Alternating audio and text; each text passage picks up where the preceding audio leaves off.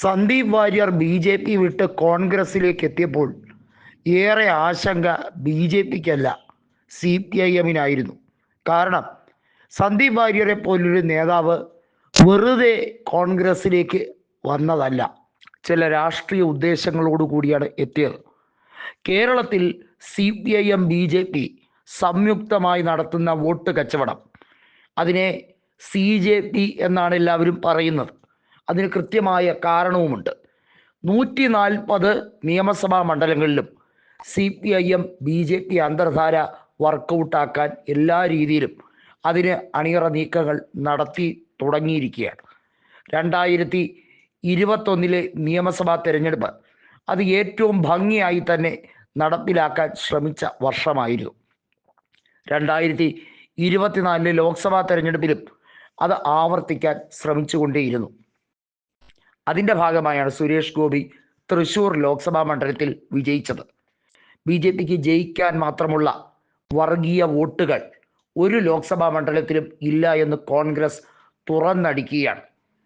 കൃത്യമായി വർഗീയ ധ്രുവീകരണം നടത്താൻ BJP ശ്രമിച്ചതിന് എല്ലാ കാരണവും CPIMൻ്റെ അകമഴിഞ്ഞ സഹായം തന്നെയായിരുന്നു. ഓരോ മണ്ഡലവും മുടിനാരിഴക്കീറി പരിശോധിക്കുകയാണ് സന്ദീപ് വാര്യർ ഇപ്പോൾ ചെയ്തിരിക്കുന്നത്. തൻ്റെ ജില്ലയായ പാലക്കാട് തൃത്താല എന്ന നിയമസഭാ മണ്ഡലത്തിൽ ഉണ്ടായ കൃത്യമായ കണക്കുകൾ അദ്ദേഹം പറഞ്ഞു. എങ്ങനെയാണ് 3500ഓളം വോട്ടുകൾക്ക് MP രാജേഷ് അവിടെ ജയിച്ചു കയറിയത്, എങ്ങനെയാണ് VT ബൽറാം അവിടെ പരാജയപ്പെട്ടത്.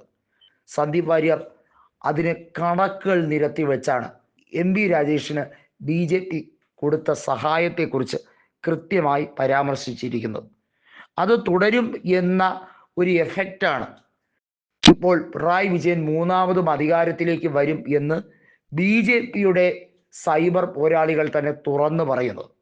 BJPയുടെ നിരവധിയായ സോഷ്യൽ പ്ലാറ്റ്ഫോമിൽ പറയുന്നത് പിണറായി തന്നെ തുടരും എന്ന രീതിയിൽ തന്നെയാണ്.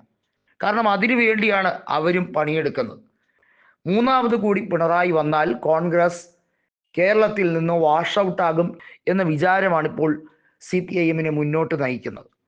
അതിനുവേണ്ടിയാണ് ഓരോ മണ്ഡലങ്ങളിലും BJPയുടെ വോട്ടുകൾ എങ്ങനെയൊക്കെ വിൽക്കണം എന്ന പൊതുധാരണയിലേക്ക് CPIMും BJPയും കൈകോർക്കുന്നത്. ചുരുക്കി പറഞ്ഞാൽ AKG സെന്ററിൽ നിന്നും മാരാർജി ഭവനിലേക്ക് ഒരു കൊടുക്കൽ വാങ്ങൽ പാലം ഇട്ട് കഴിഞ്ഞിരിക്കുന്നു എന്നുള്ളതാണ് യാഥാർത്ഥ്യം. ആ പാലം കൃത്യമായി ജനമനസ്സുകളിൽ നേർരേഖ പോലെ തെളിഞ്ഞ് കാണുന്നത് സന്ദീപ് വാര്യർ ഓരോ മണ്ഡലത്തിലെയും കണക്കുകൾ ലോക്സഭയിലെയും നിയമസഭയിലെയും അന്തരം വ്യക്തമാക്കിക്കൊണ്ട് ചെയ്യുമ്പോഴാണ്. അതുകൊണ്ടാണ് ഇത്ര ആത്മവിശ്വാസത്തോടെ CPIM പറയുന്നത് ഞങ്ങൾ മൂന്നാമതും ഭരണത്തിലെത്തും. നിങ്ങൾ ഇനി എത്രയധികം വോട്ട് പിടിച്ചാലും, അതായത് കോൺഗ്രസ് കഴിഞ്ഞ നിയമസഭാ തെരഞ്ഞെടുപ്പിൽ പിടിച്ചതിനേക്കാൾ 5% കൂടുതൽ വോട്ട് ജനവിരുദ്ധ വികാരത്തിൻ്റെ പേരിൽ പിടിച്ചാൽ പോലും ഞങ്ങളെ തോൽപ്പിക്കാൻ കഴിയില്ല എന്നാണ് പിണറായി പറയുന്നത്. കാരണം ഞങ്ങൾക്ക് BJP 5%-ലധികം വോട്ട് വിൽക്കും എന്ന് ഉറപ്പാണ് എന്ന രീതിയിലേക്കാണ് അവർ പറയുന്നത്. ഇതാണ് സന്ദീപ് വാര്യർ പൊളിച്ചടുക്കിയിരിക്കുന്നത്.